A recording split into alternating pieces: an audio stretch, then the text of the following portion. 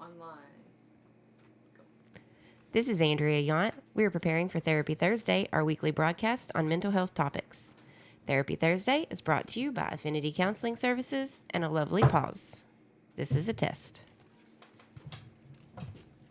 Affinity Counseling Services is located in Piggott, Arkansas, and Kennett, Missouri. We currently have 4 therapists in our office and are taking new clients. To join our sign-up sheet, visit counselingwithaffinity.com, or to find out more, you can call me, Kindred, at 870-324-5122 or 573-840-0440. Thank you. And A Lovely Pause is a local nonprofit created to provide community education, awareness, coping skills, and support for those with PTSD and other trauma-related disorders. May is Mental Health and Trauma Awareness Month. This month we are featuring our free printable section on our website. We have lots of free resources to help you spot cycles, reduce anxiety, dig deeper, and much more.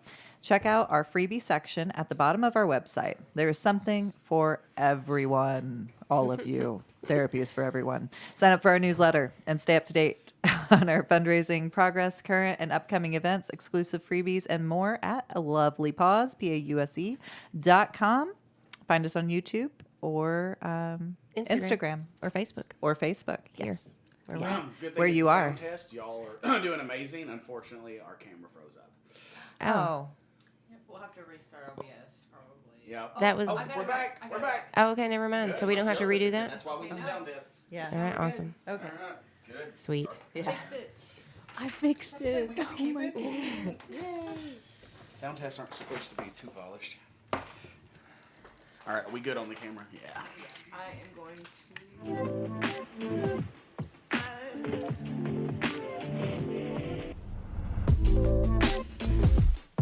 Therapy Thursday normalizes discussing mental health topics in a safe, supportive environment because not being normal is normal.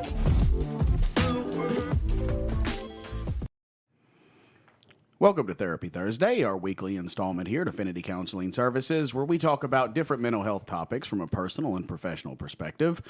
My name is Matthew Yount, lead therapist here at Affinity Counseling. I'm not even going to introduce you. What are you laughing about? It's weird because like we do this every week, but now like there's actually people watching us, and I'm like, Yeah, because no one ever watches us on the live, it's so just us it's talking, and I'm like can pretend like the camera is just fake, you know. But we've no. got people looking at us now. Yeah. see so that's I'm why like, I keep oh, them to God. my peripheral. See, I My don't have face to is see red. them. I don't know if I know. I'm all right. In front of a live studio audience, Therapy Thursday. Yeah, we don't even need the canned clapping or don't, but laughter. I- Don't I don't you have do it. it. Don't I touch have that. No. She we, will. we are on a no soundboard policy here. It's fire on the spot if you use a soundboard for any reason. Matt is Anyways. thwarting my creativity here. I don't have really that much power. If you do it, I'll just get annoyed by it. But that's all I can really do. That's all to I can Matt's do. right. Yeah, you want to Yes. introduce yourself? My name is Andrea Yount. I am the co-owner of Affinity and the board chair and founder of A Lovely Pause. And I am Stacy Diggs. I am a marketing director for Affinity Counseling Services, and I am also vice chair on A Lovely Pause.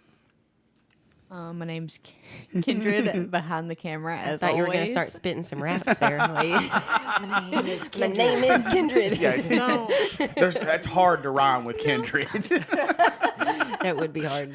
I'm going to think about it now, though. I'm the office manager. I can't. Say yeah, that's fine. Thank you, Kindred. That's our office manager back there. She will She's take your board comments and secretary. questions. Yes, and board secretary of A Lovely Pause. I We wasn't just prepared. bojangled that all up. It doesn't matter. But That's, here we are. That's what keeps us relatable. All right. So, what is this month's topic that we're getting into? Camera froze. The camera seems to always freeze. What's going on? Or is I'll it- fix it. Hold on. Oh wow. Well, you look great. You're laughing. Hey, that's good. We Now, all look like happy. what's causing the camera to freeze a lot today? Is it our connection or is it something else? Last time I just configured the video and hit OK. We'll just Not go. fixing it. Well, Are we on 5G? it doesn't matter. I mean, we still have audio, so we'll take the audio and we'll just use it. Yeah. We've got to use it for the radio program anyway. yeah. You So- just pretend like we're moving and talking. Yeah, you just go ahead and mess with it. We'll keep rolling. As long as it's doing audio, we're fine. All right. Okay, so what? I have a backup graphic. Don't worry. That's All right, awesome. Cool. That's awesome. So what's our topic for the month? Our topic for this month is Mental Health May, because May is Mental Health and Trauma Awareness Month. Oh, okay. Well, so we're actually going over more broad topics this Yes, time. we're being a little more general. We're talking more broad, going back to a little more basic of what we're, because, you know, a lot of times we try to niche down every week, and this is just a little more basic. Like, what is mental health? That's our topic today. Yeah, cool. So it's a very broad topic. So It is, trying yeah. to cover it all in 30 minutes, we're not going to be able to do Oh, it no. justice. But we'll cover some top spots. But I actually get to have this conversation again today. I'm doing a speaking engagement for a counseling agency out of Kennett, and we're talking about how like mental health affects families. So, kind of giving that broad definition of what mental health is a good way to start off. Is that open to the public as well? I think so. Don't ask me how they get to it. I have no idea. Go to FCC's website for all I know. Oh, We okay. might be able to post it later. Yeah, if- we might find out. Yeah. As long as you do it right after this, because that's when I'm going on. Oh, okay, So, yeah. yeah, but defining mental health is a good place to start. So we'll talk about like when mental health needs to be clinical, like when it becomes like there needs to be some form of clinical intervention. Yeah. But first, what is mental health? Well- what do you mean by that? Well, it's basically okay. So it's basically your capability to handle your everyday life within a window of tolerance that does not throw you into a state of stress on a regular basis. It's like your mental, your emotional, your social well-being. Yeah. So there's multiple ways that you can define it, but it all means the same thing. Are you able to function mentally in all of the settings that you participate in on a daily basis? And so basically, are you functional? And because some circumstances may be difficult for you to function in, but you can function well in others. But the essential point is, are you reaching a level of distress that is affecting your life in a negative way? That's what I was fixing to say. Due to some type of mental situation. So it can be depression, anxiety, OCD. There's a lot of different ways to categorize that, but it's more so how it affects you on a day-to-day basis. A lot of people think they're functional when they're barely functioning. I remember thinking that I was fine, and then knowing and then getting help with my mental health, and then being like, oh, okay, this is actually what fine feels like. I didn't know I wasn't fine before, so a lot of That people, is an excellent point. yeah, a lot of people don't realize that functioning doesn't mean that you're able to keep going. That, are you able to keep going without any anxiety, without any stress, without feeling completely exhausted? If you're not, then that's when your mental health needs help. Right. And it's like, how long do those experiences last? Because some experiences you would expect to have stress. So like there's a crisis in your family, or, you just got a lot of work that's not done and it's behind. Yes. We have a question. How did you find out that you needed help to get normal? Or you're normal? Well, I had people who were pretty truthful with me and set boundaries with me and made me realize, okay, if I want to keep these people in my life, then I'm going to have to change and work on myself for that. Yeah. He was a big part of it, for sure. Yeah, I didn't come in and just go, wow, you're crazy. No. But I think we can help. No, that was... That's how everybody else had handled it before. You had a better approach. I was more tactful. Yeah, no sudden movements. Speak calmly. Patience, yes. So I don't know if they heard what Jillian said. Yeah, but so they asked go ahead, how- repeat the they asked question. She asked how I had how I recognized that I needed help. That I was in that. It's hard to recognize that in yourself. How did I recognize that I needed to go and get help for that? And I said the people around me were just honest and truthful and had healthy boundaries themselves, and I wanted that. And so not only did I want that, I wanted to keep those people in my life. So I tried, instead of telling me I was crazy, like he said, they actually supported me and helped me actually to change and be better. Yeah, it can be hard to know you have a mental health issue if the environment around you is all chaotic. Yeah. Because if it's chaotic, then everybody just expects that's the norm. So if it expects that, oh yeah, it's just common for people in my environment to have breakdowns, to go to jail, to be in distress most of the time, to make bad decisions, to be impulsive, then you just kind of think you're like everybody else, and you don't know that you have a detrimental mental health issue because the environment around you doesn't reflect that. That's an interesting point too. So like, it's in how mental health issues kind of attracts people like that have similar like struggles, right? Like you're attracted to that because that's your baseline. That's what you're familiar with. Conversely, healthy people tend to attract other people that are in a similar health, right?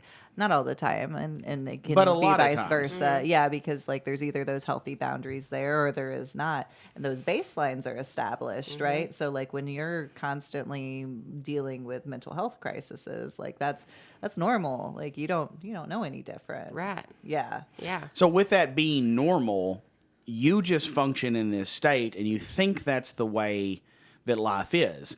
And but it becomes weird to you when you start having interactions with people that don't fit the category that And you're that's the used exact to. word that everybody uses. It's just so weird. Like, that's just weird. That's so weird. Or he's so weird. Or she's so weird. That is the exact word that people use because it is weird. It gives them an uncomfortable, weird feeling. It's not necessarily bad, but it's still uncomfortable and makes them look at themselves in a different light. And so people are like, that's the word I hear a lot is that's so weird. And that's why I like weird. Well, you used to call me weird. Yeah, that was, and everybody Not that around I'm me not. would be like, he's so weird, but it wasn't in a bad way. Nobody was ever, it's like, there's just something weird about him. And I'm like, I know. Why is he so weird? And Because so, I'm mentally and stable. It was that. It was that. It was that. And when I would do something where I was used to getting a certain type of reaction and that reaction didn't happen, I was like, what's going on? And then he would react like very calm in a different way. And I'm just like, that's so weird. Like, what's wrong with him? but But it was also good. Yeah, but that's how it can be seen, is that you just start to think that people who are displaying signs of mentally healthy, even though you may not know what that is, it seems odd to you. And because it seems odd, you're not trusting of it. And so I had a lot of people that thought things like that I had some type of agenda or that, I must be faking or up to something. I asked you if you were a robot or a serial killer. Yes. Yeah. I Because remember you the couldn't conversation. you couldn't be just a normal man. It is weird how people respond to you when you're mentally healthy, and you have interactions with people on a regular basis. Now, but mentally healthy doesn't mean you don't have stress. My goodness, I have plenty of stress, Yes. and there are plenty of times I'm just beat down by it. But it's more about there's resiliency on my part because of my genetics, my past experience. Growing up, I had a healthy family. I've had good support systems. I have things that help me when I am in a distressed state, so my mental health never dips down for very long. I'm able to get back up quick because of those things. A lot of people don't have those support systems, and so they're in situations like when their mental health dips, the people around them take advantage of them, or if their mental health dips, that no one's there to help, or the people around them just encourage their bad behavior. It's like, oh, good, you're being impulsive as me now. Good, let's go get messed up. Right. Because I needed somebody to go get messed up with. I started drinking alone. Right, yeah. And so the people who don't have that, and like that's kind of like, what a lovely pause is for, is to help people to realize, that that these things are passed down, to breaking those traumas where you're like, where it's generational, where you're just raised in that kind of environment and you, or you're just, are used to that kind of relationship. But then also like helping those people find those supports because they don't have them. So creating a community, creating peer support, and then offering those help to get those services where they can have a therapist if they can't afford it or whatever, fall through the gaps somehow that way. And so that they can get therapy so that they can build those supports for themselves. Because once you start finding those supports and people who are doing the same thing, you create your own community and it creates those supports and you create that family that you needed to have those supports. Yeah, and it's also about building supports in other ways, too, because just mental health alone, while it's great, is not the only thing that we need to function or focus on to help a person function. There's physical health issues. Yes. That plays a role in things. There's social health, so the people that you're are around, the support systems that you have. There's your knowledge of just how society works, because there's a lot of things that people that have been poor most of their life, they have no idea how certain parts of society work in terms of like, you know, how to get a better deal on something, or how to get a better, I was talking to a client about getting a better insurance rate, or setting herself up as a business for the work that she does. So certain things can be tax deductible, which will over time help her become more stable. And it's ways to create stability economically, or in a health manner, or or socially. And people need that all around type of health in order to help their mental health. Yes. Because at the end of the day, the thing that helps mental health most is a sense of safety and stability. And that's not, now that definitely excludes to a degree things that are genetic. So you can have a really healthy, stable environment, but if you have schizophrenia or if you have dementia, that's going to help you from getting bad situations, but it's not going to keep you from having the mental health symptoms. Right. Sure. So that's where things like medication need to come into play. Because if somebody even has severe clinical depression, then it doesn't matter what your support systems are in life. You just feel terrible. They just keep you from sliding off the deep end or ending up in worse situations. So it is not bad at all to consider the need for medication. I just think as a society, we just jump too quickly to medication. Agree. Yeah. And I want to boomerang back to what you guys were both talking about support systems. So when I was at Children's Division, when a child came into care, it was usually due to the situation with that parent that they were with was not a healthy one. And a lot of times that stems from mental health issues, right? And it might be manifesting it through like addiction or Right. making poor choices. But a lot of times, like that's the underlying issue is mental health. But what was a big underlier of it, and something that we would do, because like when a kid comes in care, they have a whole team around that kid, not just that kid, but also that parent. And they would bring them into meetings, and they would set up support systems for these people, because a lot of times these people had zero support systems. They didn't have the knowledge of like resources that were available to them. They didn't have somebody that was like checking in and making sure they were following through with these things. Because if you have mental health related issues, a lot of times that follow through is even difficult. Oh you yeah, know? for sure. And so like the support system is a huge part of having that safety and stability feeling to where Yeah. you can Oh, start yeah. working on yourself. Even, and especially for going back to like people with severe mental health issues that need medication. An educated support network can start to see things in you that you may not see happening to you, like you starting to slide into depression or becoming more manic, or signs that maybe your meds are not working as well. And a good support system can help you get back in and get the intervention that you need so that you don't end up in a situation that's much worse. So to your point, support system is needed all the way around. It's just not an easy thing for people to get, because a lot of people with systemic mental health issues, it's because their entire environment is mentally ill in some way, and so they oftentimes are a support person for other people who have worse mental illnesses, and they're barely keeping theirs together and trying to help somebody else. And so it's a lot of people either trying to help one another or so separated from each other, but they're all in a sense ill in some way, and they don't know how to help one another. And they can't. Even under the best of intentions, they still don't have access to the things that they need to do what they need to do. Right. So that's where therapy is a good start to help people, but we also have to connect people to resources that are necessary for their mental health. And that's where a lovely pause comes in. Yeah, so that's how we try to bridge that gap of therapy's not enough, was trying to create your organization so that we could help bridge those gaps and give people the support systems that they need. So when you're asking like, what is mental health? you can't ever, another way to look at it is you can't think about it in a bubble of just your mind.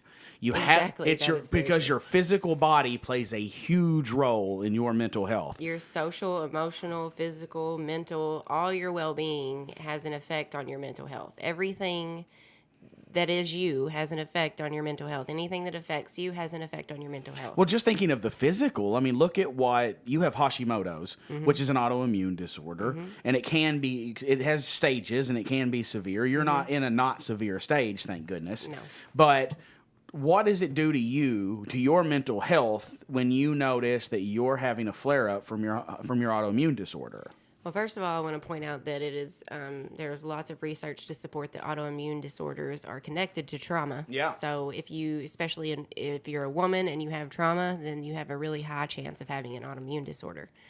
That being said, when I do have a Hashi flare up, not only am I in pain, so much pain that I can't function, all over my body, but depression, OCD. moodiness, OCD, all of my mental health issues that I have trouble with, it's like I've had no therapy whatsoever. It's like it just goes out the door, totally regressed because it affects my hormones. So it just And it inflames your parts of your brain, too. Yes, and it inflames my whole body and parts of my head, and so it really just messes with my whole being, and so, like I said, it's not only is it a very highly likely that it's been brought on by trauma, but also it affects my mental health. Yeah. And so one of the things that I try to do with people when they're coming in for therapy is trying to get a sense of their physical health status, because I want to know, like, especially because I see a lot of women. So I ask things about their hormones. Have you seen like fluctuations in certain things that you would think were related to your hormones? So, we go through the checklist of those things. Have you had a child recently? We ask things that could, because hormones will affect your mental health greatly. I'm on testosterone replacement because it was starting to cause me to have more depression symptoms and not sleep as well, because my testosterone was getting lower as I got older. And I have no problem replacing it. That's fine with me. Whatever's going to make me feel better, I want to do it, and I want to be mentally healthy as much as possible. And like even now, I can tell like throughout the week when the shot is wearing off, I'm becoming more agitated and frustrated. And so your hormones play a huge role in it. Diet plays a role in it. Your exercise plays a role in it. Your sleep schedule plays a gigantic role in your mental health, because you need sleep not only to replenish, but to process memory. I mean, when you learn something, sleep. yeah, you need REM sleep. But people who have been through trauma don't get into REM sleep very well. No, I actually have a watch that gauges my REM sleep. It's one of those, Fit Watch or whatever. And I like rarely, if ever, have a lot of REM sleep. 6% of my one night was like REM sleep. Like that's, I think my highest one's been like 33%, which was right around normal, and I was like happy about that. So like that's I don't get a lot of REM sleep, so I don't get a lot of that processing. Yeah, so it's hard to remember things because of that. Yeah. Like you can learn a skill. What you're supposed to do is learn a skill or get information, go to sleep, process it through sleep with the eye movement, and then the next day it's more solidified in your brain. But if you don't ever get into REM sleep, you're not ever really processing anything very well, so it all kind of stays a jumbled mess inside your head. Does that have to do with EMDR stuff too? Yeah, Yes. it does. Yeah, Yeah, that's it's like forced REM sleep. yeah, similar. basically. Yeah, yeah. Similarly, Interesting. because your eyes are doing the same thing. Yeah. Okay, So that's that's what you're cool. actually doing. You're processing the memory using the mechanism that is used during sleep, which is the eye movement. And the reason it works so well for people with trauma is because they don't get a lot of REM sleep. So you're using that as a processing mechanism to get them to use the eye movement. They process better, and it helps move memories like it's supposed to. That theoretically, it's moving them from the limbic system to the neocortex. So it's moving it from the emotional center of your brain up into the long-term storage center of your brain that's not as connected to your emotions. So in theory, that's why you think of something that you've already processed and worked through, or that's not that big a deal, and you talk about it like it's no big deal. But for something that just happened, it gets stuck. It gets put into your short-term memory, which is more related to your limbic system. So you, like, someone cuts you off in traffic, like 2 days later, or a year later, or whatever you talk about, it doesn't make you mad. But right after it happens, you're still angry about it because you haven't fully processed it. Right. But once you process it, you're fine. But a traumatic memory, you don't ever fully process because you stop going into REM sleep as much. You try not to think about it. You suppress it. So it stays in your limbic system and just keeps getting triggered, bringing up emotions attached to it. And then you get more and more and more and more of those things stuck in your limbic system. You're getting triggered all the time. And so you live in your emotional brain, and your logical brain starts to go to crap because you're not using it as much. So then you're getting yourself in worse situations, you're making bad decisions, and now your mental health is just snowballed at this point.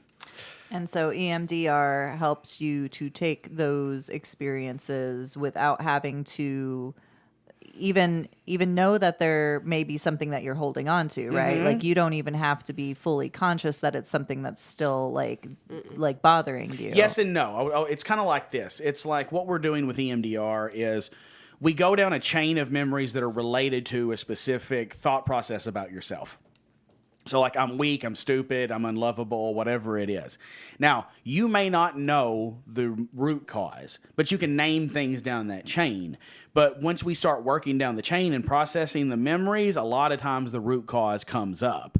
Because once now you're triggering the chain, you're getting down further and further to the root cause. And as long as it's an accessible memory, it didn't happen too early in life or there wasn't too much trauma that just knocked it out, then as long as it's accessible, you can get down to it and you can figure out what it is, and then you can start working with that memory. So you don't always have to know the exact one, but we'll find a chain of memories that are connected to it because you almost always repeat out self-beliefs. So if you believe I'm unlovable, you almost put yourself in situations consistently that make you feel unlovable. So there's plenty of things that are going to be in the chain, whether you know everything that's in there or not.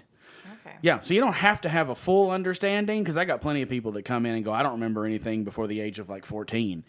And I'm like, well, you do. You just don't know that you do. You've suppressed it. And we usually find in relatively short amount of time what it is that's really been causing the distress. So, yeah, you can do that. But that's another thing about mental health. It can go all the way back to a time you can't even remember, and it be something traumatic that your mind still holds on to. And we offer EMDR services. We do. We have 2 therapists that are certified in it, We're not certified. or trained in it. We're getting trained. We're Trained not in it. certified yet. I don't want to claim that one. Yeah, But trained. Yep. But I can use it. So there we go. Yep. And I've got more training coming up relatively soon. So finish that one out. So that is a very general overview of what mental health is.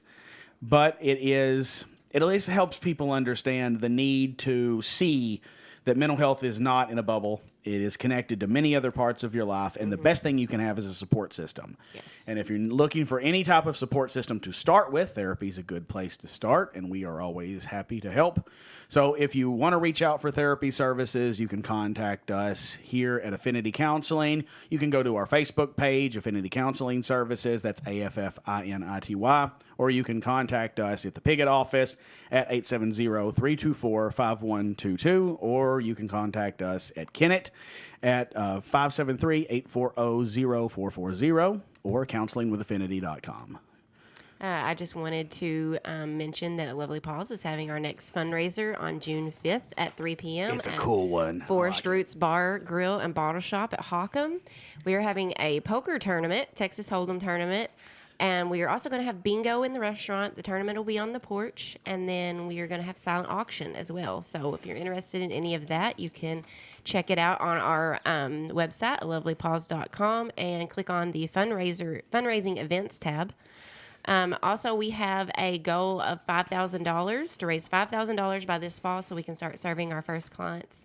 And I just wanted to make another mention that May is Mental Health Awareness Month. And in May, we wear green. And A Lovely Paws is doing a thing on our socials this month that if you are wearing green, take a picture and tag us in it at A Lovely Paws. And you may be featured on our website. So in your green shirt. So tag us if you want to be featured there. Awesome.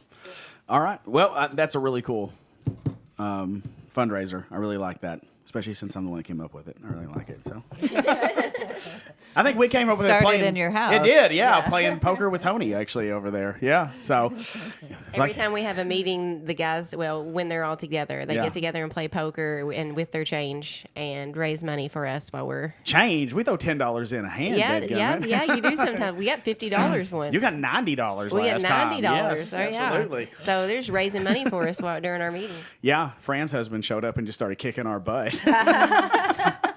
So they were done. Yeah. All right. Well, thank you very much for joining us. We will see you next week. Bye. Bye, Therapy Thursday. Bye.